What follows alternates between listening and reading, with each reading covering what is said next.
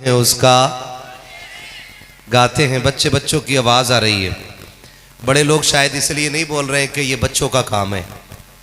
बड़े लोग नहीं बोला करते हैं। जब बात हुजूर की आए ना तो फिर पत्थर भी बोला करते हैं।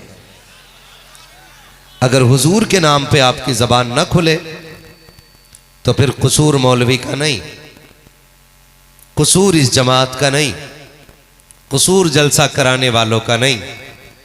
अगर हुजूर का नाम आए और आपके मुंह पे सुभान अल्लाह ना आए तो फिर जाइए और लुक़मे चेक कीजिए कि हराम के खा के बैठे थे कि हलाल के खा के बैठे थे। क्या बात, वाह वाह वाह वाह। इसलिए कि सुभान अल्लाह का ताल्लुक हुजूर से मोहब्बत से होता है।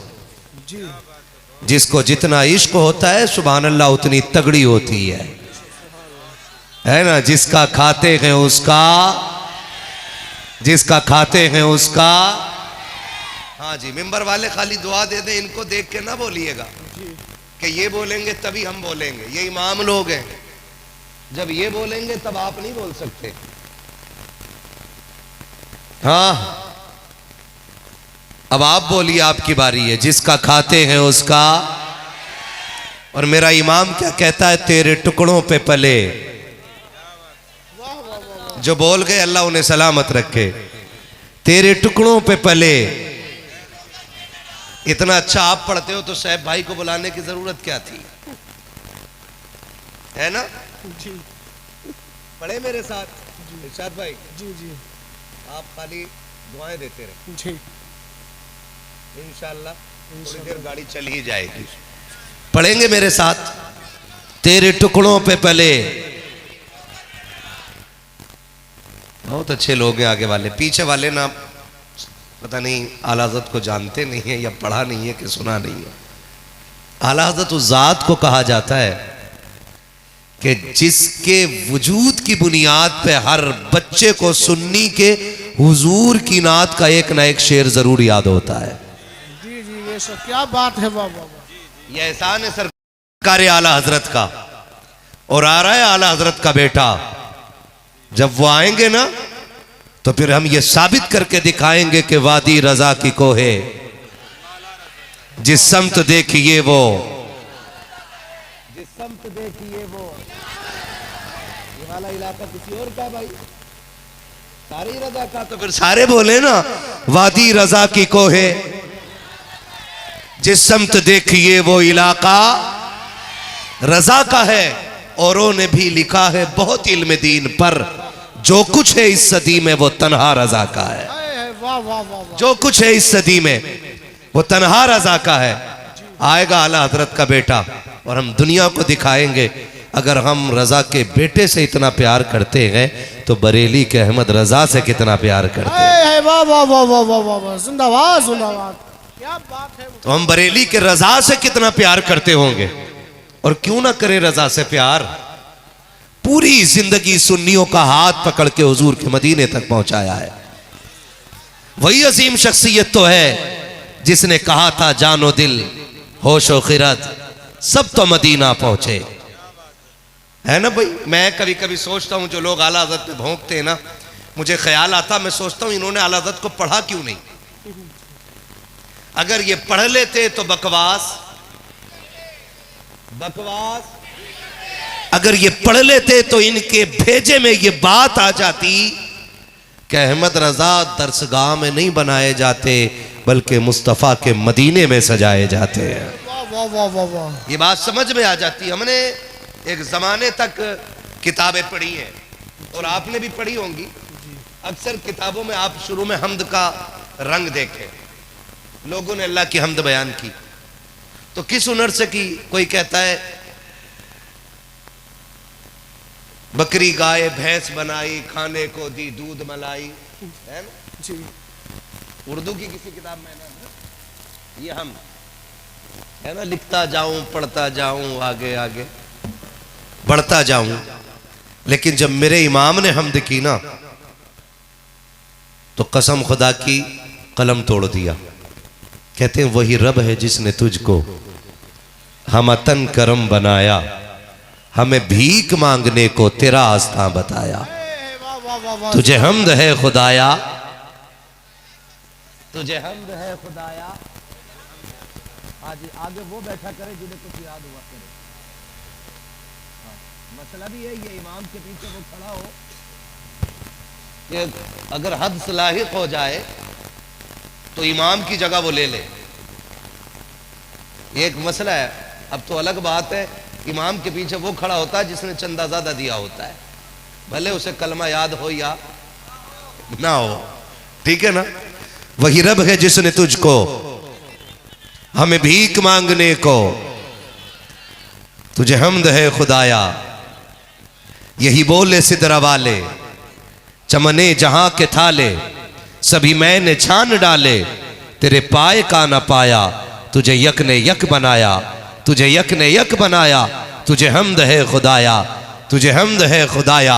वो कवारी पाके मरियम व नफख्तु फीह का दम, है अजब निशान आजम मगर आमिना का जाया, वही सबसे अफजल आया, वही सबसे अफजल आया, तुझे हमद है खुदाया, तुझे हमद है खुदाया। ये मेरे इमाम की ज़ात है कि हमद में नात का रंग नजर आता है और नात में हमद का रंग नजर आता है। बात है, वाह वाह वाह वाह वाह। शुक्र है इमाम अहमद रजा हमारे हिस्से में आया है। जी जी जी, क्या और मैं अक्सर एक बात कहता हूँ, जब कभी ख्याल आए अल्लाह ने बेटा दिया है, चलो सजदा शुक्र अदा करें तो कर लिया करो। जब ख्याल आए अल्लाह ने बिल्डिंग बनवा दी है, फिर सजदा शुक्र अदा कर लिया करो। से नवाजा है, फिर सजदा शुक्र अदा कर लिया करो। और जब याद आ जाया करे कि रब ने इमाम अहमद रजा हमें दिए हैं, तो फिर सजदा शुक्र अदा कर लिया करो। क्योंकि जिनके पास इमाम अहमद रजा हैं, उनकी इबादतें भी सलामत हैं, उनके अकीदे भी सलामत हैं। मेरा इमाम कहता है, सरवर कहूं के मालिको मौला कहूं तुझे, बागे खलील का गुले जेबा कहूं तुझे, तेरे तो वस्फ गैबे तनाही से है बरी, हैरान हूं मेरे शाह मैं क्या क्या कहूं तुझे, कह लेगी सब कुछ उनकी सना खां की खामोशी, चुप हो रहा है कह के मैं क्या क्या कहूं तुझे, लेकिन रजा ने खत्म सुखन इस पे कर दिया, खालिक का बंदा खल्क का आका कहूं तुझे। क्या बात है। अजीजा ने गिरामी, आज एक नहीं 3 बच्चे हाफिज बने। दो तीन है हज़रत। आपके गांव का मसला है, लेकिन कलंदर आदमी है माशाल्लाह, मजजूब आदमी है, हाँ बहुत नेक, सीधे सच्चे आदमी, बहुत अच्छे आदमी। अल्लाह ऐसे अच्छों के सदक़े में हमारी भी मग़फ़िरत फरमाए। बड़े नेक आदमी है माशाल्लाह। कितने बच्चे फारिग हो रहे हैं आज? 3। शहजाद भाई किधर है? शहजाद भाई वो है सामने, हाथ उठा रहे हैं। माशाल्लाह आप हैं, आपका बेटा फारिग हो रहा है, क्या बात है, सलामत रहे माशाल्लाह। आपको लग रहा है दिया है लाइव नजराना दिया, अच्छा जज़ाकल्लाह जज़ाकल्लाह। बैठे शहजाद भाई, आप कुर्सी ले लें, कोई आगे बैठे। बाकी इन बच्चों के माँ बाप भी हैं यहाँ पे, वो भी जरा आगे आ जाए। कितने फारिग हो रहे हैं? जोर से बोलो, पीछे वाले भी नजर कर रहे हैं, इधर दिख रहे हैं लोगों को। कितने फारिग हो रहे हैं? सारे बोलो जल्दी जल्दी। 3। सच बताना, दिल पे हाथ रख के। आज इन्हें देख के दिल ये नहीं कर रहा है कि काश इस लाइन में हमारा बेटा भी बैठा होता। अल्लाह जिससे राजी होता है ना, उसकी नस्ल में इल्म वाले पैदा फरमाता है। बस ये बड़े करम की बात है उसके, कि वो किसी की नस्ल में अगर कुरान वाले इल्म वाले पैदा फरमा दे, कोई नेकी काम आ जाती है जिनकी नस्लों में इल्म वाले पैदा होते हैं। हमारे क्या नाम है जो उस्ताद मौलाना जावेद रजा साहब क़िबला, माशाल्लाह जी, बड़ी मेहनत कर रहे हैं। इनकी मेहनतें हैं, और इनकी मेहनतें ये रंग लाई हैं कि आज 3 बच्चे हाफिज कुरान बने हैं। और अगर इसी तरह मेहनतें होती रही और आपकी मोहब्बतें मिलती रही ना, आज 3 फारिग हुए हैं, आने वाले दौर में इंशाअल्लाह 30 हाफिज कुरान भी फारिग होंगे। ये बड़े करम की बात है रब के, बड़े करम की बात है। जिसे चाहा दर पे बुला लिया, जिसे चाहा अपना बना लिया। ये बड़े करम के हैं फैसले, ये बड़े नसीब की बात है। आज आपकी इस बस्ती, नाम क्या? मित्तरपुर की सरजमीन पे आज 3 हाफिज कुरान फारिग हुए हैं। मैं अपने अहबाब से और नौजवानों से बस ये अर्ज करना चाहूंगा, महबूब अलैहिस्सलाम का फरमान है, या तो आलिम बनो या तालिब इल्म बनो। अगर ये दोनों ना बन सको तो इनसे मोहब्बत करने वाले बन जाना। बस इतनी बात पे मुझे गुफ्तगू करनी है। या तो आलिम बनो या तालिब इल्म बनो या इनसे, जोर से बोलो, मोहब्बत करने वाले बनो। जी बेड़ा पार हो जाएगा। ये क्यों फरमाया? ये क्यों फरमाया? हमारा मानना यह है कि यह नस्ल करीमों की लजपाल घराना है। हुजूर जानते हैं, हो सकता है किसी को वक्त ने मौका ना दिया हो सकता है किसी के पास वक्त हो लेकिन जरूरतें मुहैया ना हो और वो पढ़ ना सका हो। फरमाया फिर देर हो चुकी हो और वक्त की जरूरत है और घर की जरूरत है, तुम्हें परदेश ले जाएं तो फिर भी बरकतों से महरूम नहीं रहोगे। आप मुंबई में रहो, दुबई में रहो, कुवैत में रहो, जहां चाहो वहां रहो, कुरान पढ़ने वालों से प्यार करते रहो। अल्लाह इनके सदक़े में आपको भी क़यामत में जन्नत नसीब फरमाएगा। यकीन करें, दिल खुश हुआ। मौलाना जावेद साहब ने मुझे बताया तकरीबन बाहर के 20 बच्चे आ रहे थे। कितने? बोलो, 20 बच्चे। खुशी की बात यह है कि बस्ती वाले उन्हें घर पे खाना खिलाते। जी क्या बात है। हजरत जी, हमने भी मदरसों में तालीम हासिल की है, इस पूरी जमात ने मदरसे में तालीम हासिल की है। हम जानते हैं जो लोग घरों पे खाना खिलाते हैं ना, अल्लाह उनकी मोहब्बतों को सलामत रखे। अजबी रिश्ते होते हैं, अलग ही तरीके होते हैं। मैंने देखा है कितने तो ऐसे होते हैं, इतना प्यार बाहर के बच्चों को देते हैं कि अगर बाजार का दिन होता है, अपने घर में चीज आती है ना, बाजार के दिन जब अपने बच्चों के लिए हिस्से तकसीम किए जाते हैं तो पहला हिस्सा घर वाले निकाल के कहते हैं कि ये मदरसे वाले हाफिज जी के लिए है। जी क्या बात है हजरत। इतने अच्छे भी लोग होते हैं कि पहला हिस्सा मदरसे वालों के लिए निकालते हैं और कहते हैं ये हाफिज जी का हिस्सा है। मैं सलाम करता हूं उन बड़े दिल वालों को जो बाहर के कुरान वालों को अपने बेटों से ज्यादा इज्जत और प्यार दे के खाना खिलाते हैं। और सारे ही अच्छे नहीं होते, कुछ लोगों की मैया भी मर जाती है 10 रुपए कुरान वालों पे खर्च करने में, ऐसे भी होते। लेकिन आपसे मैं सिर्फ इतना अर्ज करूंगा, अगर हमारे जहन में ये बात है ना कि चलो जी शहजाद साहब ने जलसा कराया, वही उठा लें सारा सवाब, कोई जरूरत नहीं है ना, हम तो यूं कर लेंगे यूं कर लेंगे, फिर जो खाना खिला रहा है वही सारी नेकी इकट्ठा कर ले, तो ये बात जहन से निकाल दो। क़यामत में एक एक नेकी बड़ी काम आएगी। जब बाप बेटे का नहीं होगा, बेटा बाप का नहीं होगा, मां जैसी दौलत एक नेकी देने के लिए तैयार नहीं होगी, तब एक छोटी सी नेकी भी बहुत बड़ी बन जाएगी। और आज हम क्या सोचते, अरे छोड़ो यार, एक बार पीर साहब के हाथ चूम लेंगे काम बराबर। जब ये ख्याल आते ना तो वो ख्याल आपकी तरफ से नहीं, इब्लीस की तरफ से होता है। कितने ऐसे लोग भी हैं, गारंटी के साथ कह रहा हूं, कि उनके घर कुरान वालों की दावत तभी होती है जब उनकी मां मर जाती है या अब्बा मर जाता है, उससे पहले तो खाना ही नहीं खिलाते। तीजे की दावत कुरान वालों की होती, 40वें की दावत कुरान वालों की होती। खुदा करे तो कभी खुशी में भी कुरान वालों को बुला लिया करो। आज हर बंदा कहता है मुझे बरकत चाहिए, बरकत चाहिए, कोई डोरी दे दो, तावीज दे दो। हाँ, मैं अपने फ़ोन पर देखा हूँ कितने सारे लोग कहते हैं यार तुझे तकरीरें आती हैं, कोई वजीफ़ा बता दे, काम नहीं चल रहा है, बरकत नहीं हो रही है। फलां साहब को दिखाया था, लकीरें देख के बताया कि तुम्हारे हाथ की लकीर खुल गई है, पैसे रुकने वाले नहीं है। साहिब ज़रा दिल पे हाथ रख के बताओ, अगर आपके हाथ में लकीरें हैं तो तकदीर हथेली में लिखी हुई है, अगर जिनके हाथ नहीं है फिर उनकी तकदीर किधर लिखी हुई है। खुदारा इन झूठे दावों से बच जाइएगा, इस तरह की झूठी बातों से बच जाइएगा। फैसला करने वाला रब है, रज़्ज़ाक़ अल्लाह है, रोजी रब देता है, फिर किसी के कहने पे मत जाइएगा। जाओ डोरी और तावीज़ के चक्करों में, चक्कर काटने वालों एक वजीफा मेरा भी लेकर के चले जाओ। अगर आपके घर में बरकत नहीं है, आपके घर में अगर फाके हो रहे हैं, अगर रिस्क की किल्लत हो गई है, मत लाइए 3-3 तावीज़, मत लटकाइए 6 ग्राम की डोरी।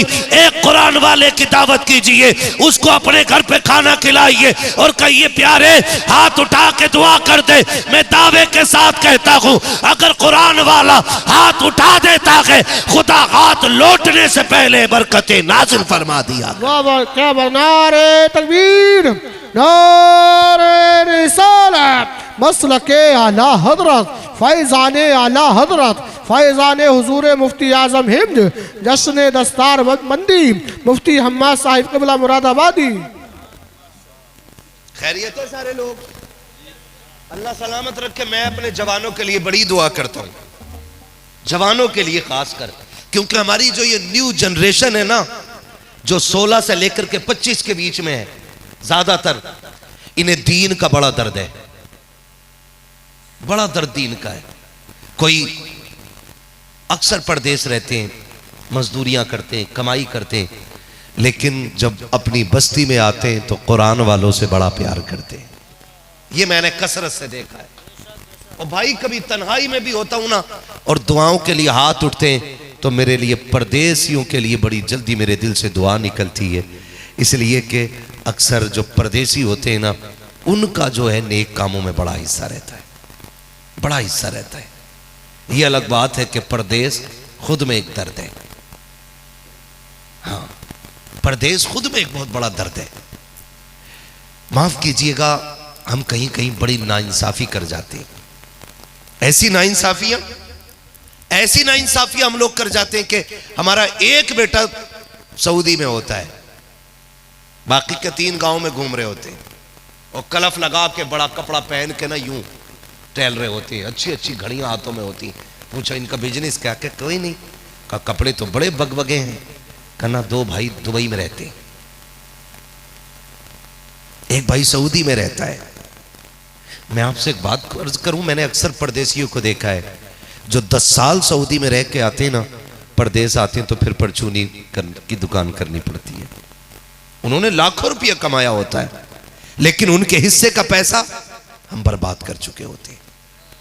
हमारे घर का वो मिंबर जो पूरी जिंदगी परिवार के लिए परदेश काट देता है, जब वो आए तो उसे इतना अकेला ना करना कि उसे आके फिर यहां मजदूरी करनी पड़े। उसके हिस्से का कुछ ना कुछ बचा के रखिएगा, क्योंकि वो जिंदगी आपके लिए लगा के आया है। तो परदेश खुद में एक दर्द है।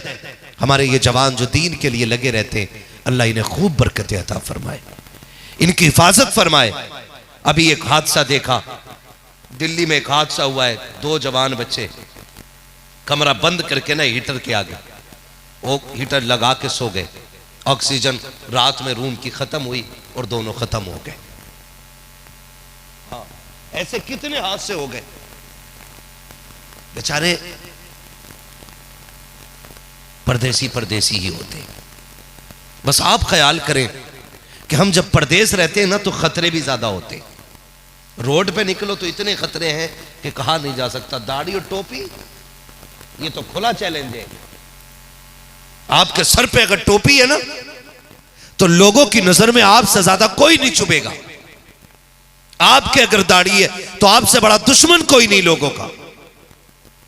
लेकिन शुक्र है दाढ़ी वाला अकेला भी खड़ा होता है ना तो 100 में शेर नजर आया करता है। हाँ, अगर 100 कुत्ते मिलके एक टोपी वाले को मार ले तो काहे की बहादुरी है। कभी 1 to 1 आओ तो पता चले कि अल्लाह ने अली वालों को कितनी ताकत अता फरमाई है। हाँ, अल्लाह आपको सलामत रखे। मैं आपसे कहूंगा जहां भी रहिएगा अपने इस्लाम की पहचान बना के रखिएगा, अपने इस्लाम की पहचान बना के रखिएगा, अपने मुसलमान होने की पहचान बना के रखिएगा। मैं अर्ज कर रहा था परदेश अगर जाते हैं ना तो दुआओं का खास ख्याल रखा करें, और ऐसी दुआएं जैसे अभी मुझसे कहा गया कि हमारे भाई हॉस्पिटल में गए, अल्लाह उन्हें शिफा अता फरमाए, मैंने दुआ कर दी। लेकिन जानते हो जिन पे उन्होंने एहसान किए होंगे ज्यादातर उनकी दुआएं उनके काम आनी है। जिन पे उन्होंने एहसान किए होंगे ज्यादातर उनकी दुआएं उनके काम आनी है। ये कुरान वालों की जमात है, ये हाफिजों की जमात है। इसमें 2 बच्चे परदेसी भी हैं, बाहर के बच्चे हैं, 1 बच्चा अपनी बस्ती का है, 2 बच्चे बाहर के हैं। आप अंदाजा लगाइए ये जिस घर में बच्चे रहते होंगे उस घर में इन्हें बेटा कह के भी आवाज दी जाती होगी, इन्हें शहजादा कहकर भी पुकारा जाता होगा, इनका दिल कितना खुश होता होगा। आप ख्याल करें, आप अगर बरकतें चाहते हो तो कुरान वालों की खिदमत किया करो, इनसे मोहब्बत किया करो, इनसे प्यार किया करो, और कोशिश करो कि इनकी दुआएं लेते रहेंगे हम इंशाअल्लाह। वादा करते हैं इंशाअल्लाह। एक दुआ वो होती है जो कराई जाती है जी, कि जी दुआ कर दीजिए, और एक वो दुआ होती है जो खुद ब खुद मुंह से निकल जाया करती है। जो खुद ब खुद मुंह से दुआ निकलती है उस दुआ को रास्ते में रोकने वाला कोई नहीं होता है। और ये दुआएं कब निकलती हैं? जब हम किसी का दिल खुश कर देते हैं तब जी। माफ कीजिएगा, कई बार ना जब तीजा किसी का मर जाता है ना कोई, तब आके कहते हैं जी दावत है बच्चों की। अब बच्चे जाएंगे मैयत की रोटी खाने, उसमें फायदा तेरा है ताकि तेरा अब्बा बख्शा जाए। ये भाई मैं कुरान वालों की दावत करूं, नजरिया मेरा ये होता है कि मेरा अब्बा बख्शा जाए, मेरी मां की मगफिरत हो जाए, मेरा दादा बख्शा जाए, मेरा चचा बख्शा जाए।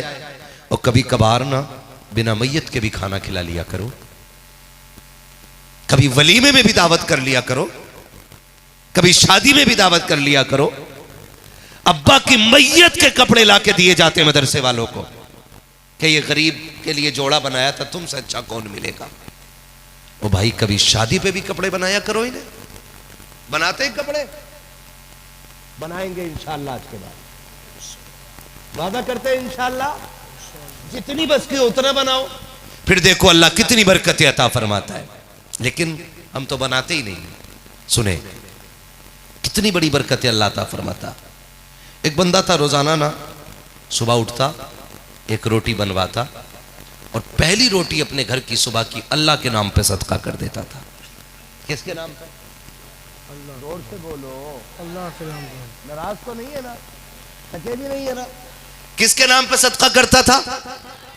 जोर से, इतनी जोर से अपने रब को पुकारो कि फरिश्ते गवाह हो जाएं। क्या बात है। कितने लोग ऐसे हैं जिन्होंने महीने से अब महीने भर से अल्लाह ना कहा होगा, इसी बहाने अपने रब को पुकार लिया करो। किसके नाम पे सदका करता था? अल्लाह के नाम पे सदका करता था, ये अमल था उसका। एक दिन सोया तो ख्वाब में हुजूर तशरीफ ले आए और मेरे नबी ने आके फरमाया, यार रोज रब की दावत करते हो, अपने नबी को भूल जाते हो।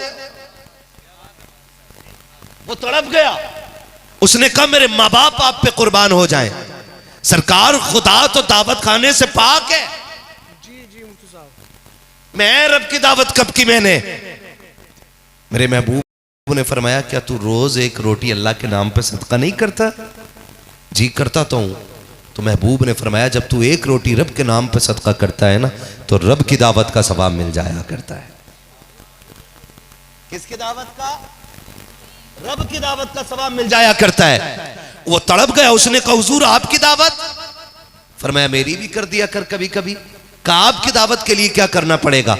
तब मेरे नबी ने फरमाया, सुन तेरे घर के पीछे मेरे कुरान पढ़ने वाले रहते हैं, कभी तेरे घर में अच्छा खाना बना करे, कभी अच्छा रिस्क हुआ करे, तो थोड़ी सी रोटी थोड़ी सी बोटी लिया कर और ले जाके मदरसे के तलबा को खिला दिया कर। आका क्या मिलेगा? तब मेरे नबी ने कहा था, जब तू रब के नाम पे सदका करेगा तो खुदा की दावत का सवाब मिलेगा, अगर कुरान वालों को खिलाएगा तो मदीने के मोहम्मद की दावत का सवाब मिल जाया करेगा। तो जिनके घर कुरान वाले खाते, उनके घर रोज मदीने वाले की दावत का सवाब पहुंचाया जाता है। बात है, बस खिलाएंगे इंशाल्लाह, इंशाल्लाह इंशाल्लाह खिलाएंगे इंशाल्लाह। इंशाल्लाह। और इनकी इज्जत किया करो, इनकी इज्जत किया करो। अपत जी हटो, लिमिट में, औकात में। ये आम लोग नहीं, ये वो गए जिनके सीनों का तायुन रब ने आलमे अरवाह ही में कर दिया था कुरान की हिफाजत के लिए। वाह वाह क्या बात है, वाह वाह। ये वो जमात है जी जी जिनके सीने पहले ही सेलेक्ट किए जा चुके हैं कुरान के तहफ्फुज़ के लिए, और दुनिया यही आके हार जाती है, यही आके हार जाती है। वो एक है ना लंगूर, उसे लंगूर कहना भी लंगूर की तौहीन। वो कहता मैं इस्लाम मिटा दूंगा। उसके बाप दादे कितने आए और इस्लाम का कुछ ना बिगाड़ सके। इस्लाम कयामत तक रहेगा।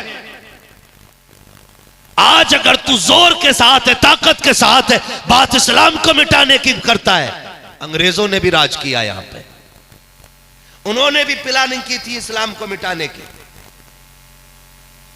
बहुत गौर किया, बहुत गौर किया कि इस्लाम का इंसाइक्लोपीडिया क्या है, इस्लाम की बुनियादी ताकत क्या है। उन्होंने जब हिसाब लगाया पता चला कुरान है, तो अंग्रेजों ने बैठ के प्लानिंग की क्यों ना कुरान ही मिटा दिया जाए।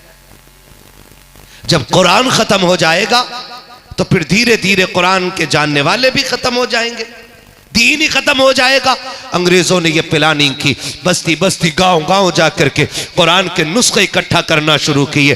जहां कुरान मिल जाता, नुस्खा मिल जाता, लेकर के जाते, दरिया में डाल देते। जगह जगह जाकर के मस्जिदों से नुस्खे उठाए गए, मदरसों से कुरान के नुस्खे उठाए गए। ये मुहिम चल रही थी कि कुरान के नुस्खे इकट्ठा कर लिए जाएं ताकि इस्लाम को मिटाया जाए। जब एक बंदा तलाश करते करते एक फकीर की झोपड़ी में पहुंचा, फकीर ने देख के पूछा था क्या लेने आया है। उसने कहा बाबा कोई कुरान है कि नहीं। कहा क्या करोगे। कहा हमने फैसला किया कि हम इस्लाम को भी मिटाएंगे, कुरान को भी मिटाएंगे। कहा कोई नुस्खा हो तो दिया जाए, हम उसको पानी में डाल देंगे ताकि ना हो कुरान और ना माने कोई इस्लाम को। उस बुजुर्ग ने देखा, बज़ाहिर तो फकीर था, फटे कपड़े थे, आने वाले को देखा, कहा तू इस्लाम मिटाना चाहता है। कहा हाँ। कहा कुरान ले जाके क्या करेगा। कहा जी दरिया में डाल देंगे। जब ये नुस्खा दरिया में जाएगा इसके औराक गल जाएंगे, हरूफ मिट जाएंगे, और जब कुरान खत्म हो जाएगा मानने वाले भी खत्म हो जाएंगे। आपने कहा कितने कुरान खत्म करोगे। का एक एक बस्ती से कुरान तलाश किया जा रहा है, एक एक मस्जिद से हमने कुरान ले लिया है, एक एक इदारे से ले लिया है, अब कहीं कुरान नहीं है। आपने कहा तो तुम मुतमईन हो कि कुरान मिटा दोगे। कहा हाँ हाँ हमने ठान रखी है कुरान को मिटाएंगे। एक बच्चे को जाते हुए फकीर ने देखा और बुला करके कहा बेटे इधर आ। बच्चा करीब आया, कहा बेटे कभी मदरसे गया है कि नहीं। कहा कभी नहीं गया हो। कभी कुरान खोला है कि नहीं। कभी पढ़ना नहीं आता है। उन्होंने बच्चे से देख के कहा था बेटे ये कुरान मिटाने की बात कर रहे हैं, ये कुरान के नुस्खे को ले जाकर के दरिया में डाल करके कुरान को खत्म करने का दावा करते हैं। बेटे इन्हें कुरान पढ़ के तो दिखा।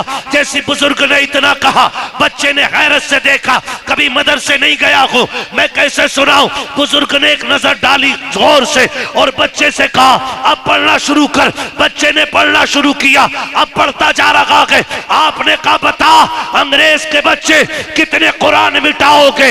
जो नुस्खों में कुरान है उसे मिटा दोगे, जो सीनों में कुरान है उसका क्या करोगे। उसने कहा था हाफिजों के सर उतार देंगे, कितने हाफिज बनाओगे। तब फकीर ने कहा था तुम सर काटते जाना, हम नजर डाल के हाफिज कुरान बनाते जाए। नारे तकबीर, नारे मसलके आला हजरत, मसलके आला हजरत। इलाही हम पे ये एहसान कर दिया जाए, हमें मदीने का मेहमान कर दिया जाए। नबी के दीन को सर की जरूरत कर पड़े तो हमारे नाम का ऐलान कर दिया जाए। सलामत रहो, अल्लाह बरकत दे। ऑपरेटर साहब चले गए क्या, है ना। खैरियत है, इसको थोड़ा सा आवाज सही। खैरियत है सारे लोग। ये कुरान है, इनका इंतखाब आलम अरवाही में हो चुका है। ये रब का इंतखाब है, इनके सीनों के जरिए कुरान की हिफाजत होगी।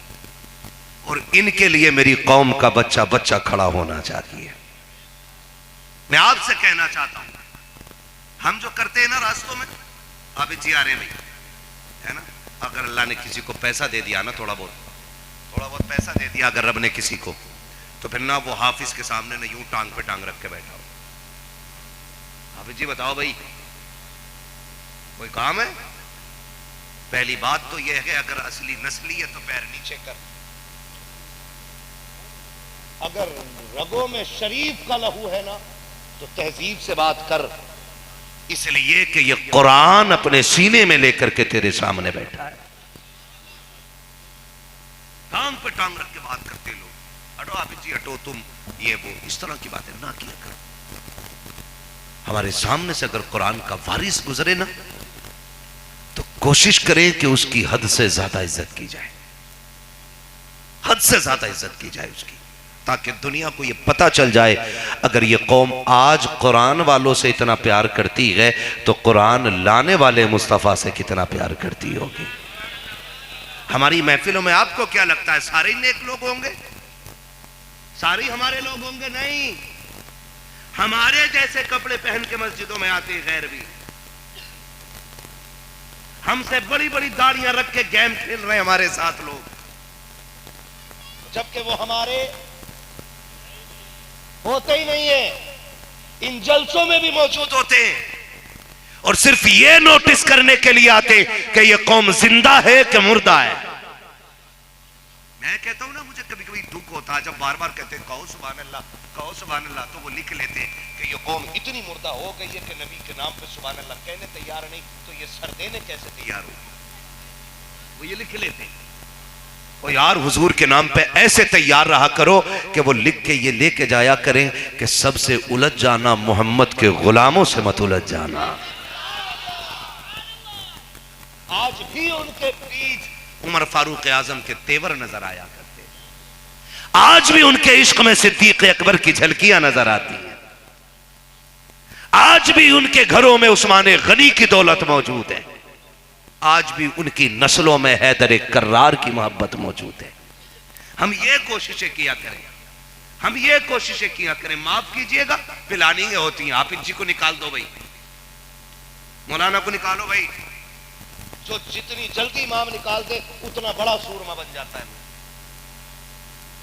ये पूरे हिंदुस्तान की कंडीशन है, इमाम को निकालने वाला सबसे बड़ा सूरमा बनता है। देखा, मुझसे ही लग रहे थे, निकाल दिया ना, परदेसी है बेचारा, क्या निकाल दिया? अगर तूने निकाल दिया तो कभी बराबर के से बैल के देख, ऐसा थप्पड़ मारेगा कि इधर के कान पे मारेगा, सीटी इधर से आएगी। कमजोर और परदेसियों पे कोई भी उलझ जाता है, कोई कमी हो जाए, हाफिज जी ये कैसे कर दिया तुमने? वो शर्म कर भाई, तू भी हुजूर का उम्मती है। अगर तुझे लगता है कि यहां ये काम ऐसे होना चाहिए तो कोशिश करो हम उस काम को वैसा कर दें, ताकि हमसे काबे वाला भी राजी हो जाए और मदीने वाला भी राजी हो जाए। हमारी जिम्मेदारी है कुरान की हिफाजत की, हम सबके कंधों पे है ये, वरना रब ने वादा ले लिया है कि हमने इसको नाजिल फरमाया और हम ही इसकी हिफाजत फरमाएंगे। लेकिन बज़ाहिर हमको खड़ा किया गया, अब जिम्मेदारी बनती है हमारी, हम इसकी हिफाजत किया करें। हिफाजत कैसे करेंगे? कुरान वालों की इज्जत करेंगे इंशाअल्लाह। वादा करते हैं ना इंशाअल्लाह? कितने लोग वादा करते हैं? हाथ उठा के वादा करें, इज्जत करेंगे इंशाअल्लाह। सलामत रहे, बहुत अच्छे लोग आज मिले, आज दिल खुश हो रहा है बोलते हुए भी। अल्लाह खूब बरकत अता फरमाए। और ये जो कह देते ना हाफिज जी हैं, हाफिज जी सुनो, और सुनो, गारंटी के साथ कह रहा हूं, बड़े से बड़ा पढ़ा लिखा पीएचडी किया हुआ प्रोफेसर लेके आ जाओ, वो किसी भी मजहबी किताब को इस तरतीब से सुना दे जैसे कुरान वाले अपने कुरान को तरतीब से सुना दिया करते हैं। नहीं मिल सकते ना, क्योंकि ये कुरान जो सीनों में उतरता है ये रब के करम से उतरा करता है। और ये बच्चे जो हाफिज कुरान बने, अल्लाह इन बच्चों की उम्र में बरकत अता फरमाए। ऐसे ही कोई कुरान नहीं पढ़ लेता है, एक बड़ी कुर्बानी लगती है। जब बेटा पैदा होता है तो क्या बढ़ता है?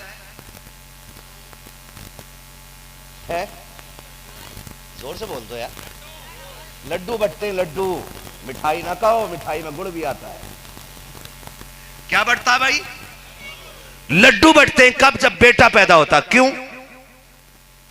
इसलिए कि बाप ये सोचता है कि मेरा बुढ़ापे का सहारा आ गया है ना। वरना बेटी की पैदाइश पर क्यों लड्डू नहीं बांटते लोग? अब अल्लाह का शुक्र है बहुत लोग बांटने लगे। बहुत लोग, अल्लाह करे हर घर में बेटी की पैदाइश पे लड्डू बंटने लग जाए। कहो आमीन। हाँ, बेटा पैदा होता है इसलिए लड्डू बांटे जाते हैं कि ये बुढ़ापे का सहारा है। अब अल्लाह के करम से ये तीनों बच्चे ऐसे हैं कि अपने बापों का हाथ बटा सकते हैं कि नहीं?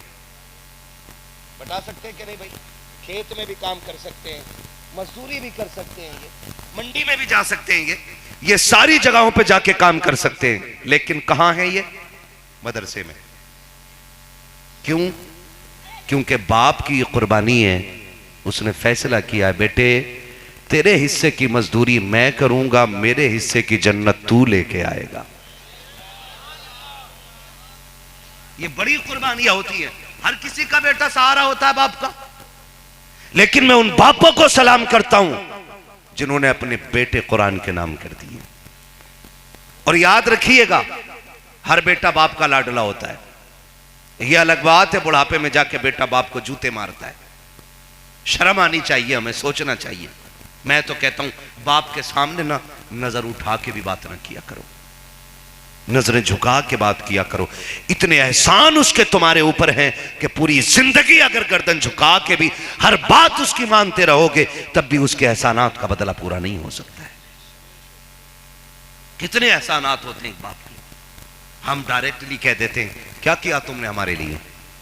अगर तुम्हें पाल के हराम के लुक़्मे न खिला के हलाल के लुक़्मे खिला के जवान किया है ना, तो बाप का इससे बड़ा एहसान और क्या देखना चाहते हो आप? और कितना बड़ा एहसान देखना चाहते हो? कई बार दुख होता है, नौजवान कहते हैं जी हमारे बाप ने हमें दिया ही क्या है। दादा ने छप्पर छोड़ा था, बाप ने हमें विरासत में छप्पर दिया। क्या तरक्की की बाप ने? कुछ तो कर लेते अब्बा हमारे। दादा को छप्पर मिला था तो उनके बाद वाले ईंटों का बना लेते, फिर बाद वाले 2 मंजिला बना लेते। मैं कहता हूं बेटे अपने बाप के कदमों में बैठ करके उसका एहसान माना करो कि उसने हराम न खिला करके हलाल खिला के तुम्हें जन्नती बना रखा है। जन्नती बना रखा है। यह हर बाप का एहसान होता बेटे पर। हर बाप का एहसान होता बेटे पर। हर बेटा बाप के लिए दिल का करार होता है। आपको क्या लगता है ये जो बच्चे मदरसों में वक्त गुजार रहे हैं क्या इनके बाप को इनसे प्यार नहीं? भाई मैं परदेश से आऊं, आप परदेश से आए, बच्चा सोता हो हमारा, हम काम से वापस आते हैं और हमारा बच्चा सोता होता है। जब हम गए थे उसने कहा था अब्बा मेरे पसंद की कार ले आना। हम 70 रुपए की कार उसकी पसंद की लेके आ गए। उसने कहा अब्बा मुझे जूते ला देना। हमने उसके पसंद के जूते ला दिए और हम रात को घर में आए, बेटा सो चुका था। क्योंकि जो बेटे ने फरमाइश की थी हमारी हैसियत से ज्यादा थी। हमने अपने मालिक से कहा हमें आज जोड़ी मजदूरी दे देना, क्योंकि आज बेटे ने फरमाइश कर दी है, हम ओवर टाइम ड्यूटी करके आपका कर्जा उतार देंगे। ओवर टाइम ड्यूटी बाप करता रहा। जब रात को आया बेटा सो चुका था। उसने आकर के बीवी से पूछा मेरा बेटा कहाँ है? कहा वो तो सो गया है। कहा जल्दी कर उसको उठा दे। बीवी ने कहा गहरी नींद में है। कहा बहुत थक गया हूं, मेरे बेटे को उठाया जाए। बीवी कहती सोने दो। कहा नहीं उठा, उसके पसंद की चीज लेके आया हूं। हर बेटे के साथ ये सच्चाई जुड़ी होती है। जब रात के सन्नाटे में बाप तुम्हें उठा करके तुम्हारी पसंद की चीज तुम्हारी गोद में रखता है और जब तुम मुस्कुराते हो, खुदा की कसम दुनिया के दर्द दवाइयों से खत्म होते हैं, औलाद वालों का दर्द बेटे की मुस्कुराहट से खत्म हो जाया करता। इतनी बड़ी दौलत बेटा होता बाप के लिए, इतनी बड़ी दौलत होता। वो उठा के खिला रहे तुम्हें, उठा के खिला रहा है। कह रहा बेटे ले तेरी पसंद की चीज लेके आया हो। क्या इनको बाप का प्यार ना मिला होगा? क्या ये बाप के प्यारे नहीं होंगे? हैं, इनसे भी बाप प्यार करता है, ये बाप से प्यार करते हैं। लेकिन सच्ची बात बताऊं, आप तो बहुत अच्छे लोग हैं, अपने दस्तरखान पे कुरान वालों को खाना खिलाते हो। जैसा खुद खाते हो उससे बेहतर इन्हें खिलाते होगे, जैसे खुद रहते हो अपने से बेहतर इन्हें रखते होगे। लेकिन कितने इदारे ऐसे भी होते हैं जहां पे खाना मदरसों में बनता है और खाने की कंडीशन ये होती है कि जैसी वुसअत होती है, जैसी इनकम होती है, वैसे कुरान वालों को खाने खिलाए जाते हैं। वहां की कंडीशन आप देखें, खुदा की कसम, कभी नमक ज्यादा होता है, कभी मिर्च नमक का पता नहीं होता है, लेकिन अल्लाह ने उस बेमजा खाने में बड़ी बरकतें रखी हुई है। लेकिन जानते हो बड़ी कुर्बानियां लगती हैं हाफिज बनने के लिए। एक आयत को एक बार पढ़ने से याद नहीं हो पाती है, एक आयत को 1000 बार दोहराया जाता है तब वो हाफिज के सीने में उतरा करती है। कितनी मेहनत लगती है जब ये कुरान पढ़ने वाले लोग मदरसों में आकर के जिंदगी गुजारते हैं। कभी मदरसों के भी चक्कर लगा लिया करो। हमारे बच्चे घर पे रहने वाले आलीशान बिस्तर पे सोते हैं, अच्छे से अच्छे खाने खाते हैं, मगर ये मदरसों में पढ़ने वाली जमात ये खाने खाने के बाद बिस्तर पे जब लेटती है तो बिस्तर भी फर्श पे होते हैं। हमारे बच्चे जब घरों में होते हैं, माँ बाप कम से कम 3 मरतबा अपने बच्चों के बिस्तर चेक करते हैं, लेकिन ये मदरसे में पढ़ने वाली जमात जब ये बिस्तर पे लेट जाती है पता नहीं चलता है कि नींद में बिस्तर से नीचे चले गए या कंबल इनके ऊपर से उतर गया है। मौसम कोई सा भी हो, ये बच्चे खुदा की कसम आप देखिएगा बगैर किसी कंबल के सो भी जाते हैं, फिर भी बीमार नहीं होते हैं, बगैर चादर के सोते रहते हैं, फिर भी बीमार नहीं होते हैं। हमारा बच्चा घर पे रहने वाला अगर एक मर्तबा बगैर चादर के सो जाए उसे नजला हो जाता है, उसके फेफड़े चलने लगते हैं, उसकी पसली चलने लगती है, उसे सर्दी लग जाती है। आखिर क्या वजह है? ये मदरसे वाले फर्श पे नीचे भी लेट जाए बीमार नहीं होते हैं, हमारे बच्चे कंबल में भी लेटे तब भी बीमार हो जाते हैं। वजह सिर्फ ये है कि जब बच्चे घर पे रहते हैं माँ बाप बचाते हैं और जब मदरसे आ जाते हैं रसूल पाक बचाया करते।